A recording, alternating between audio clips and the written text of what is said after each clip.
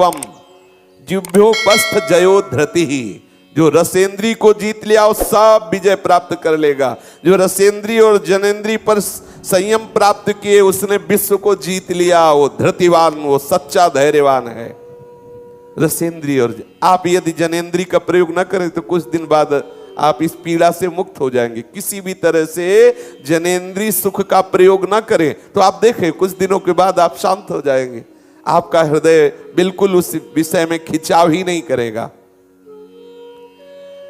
आपने एक दिन ज्ञानाश्रम स्वामी जी के यहां देखा था कि स्वामी जी ने रात को दूध नहीं पिया तो सुबह उनका शौच क्रिया ठीक नहीं हुई। तो उसी समय निश्चय किया कि जीवन में कभी भी मैं कोई ऐसा नियम स्वीकार नहीं करूंगा कि रोज शाम के दूध पीना है, रोज चाय पीनी है, रोज ऐसा करना जिससे मुझे कभी किसी वस्तु की याद आवे। ऐसे अपनी दिनचर्या कभी नहीं रखेंगे।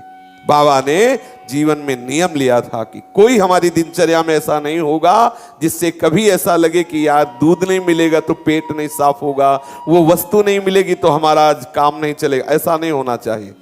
ये सब शरीर धर्म है। ऐसा नियम बना लो, ऐसी दिनचर्या बना लो। प्रारब्धवशात जो मिले बस उतने से ही काम।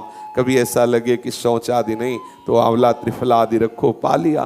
स्वाभाविक दूध मिले तो दूध ले लिया, नहीं 2 दिन नहीं मिला तो उसकी हमें चिंता ना हो, उसकी आवश्यकता ना हो। ऐसी दिनचर्या हमने देखा है संतों को। चाय मिली तो 1 जग पी गए, 1 जग भर करके, अब पी गए, मीठी है, पेट भर लिया, खत्म खेल।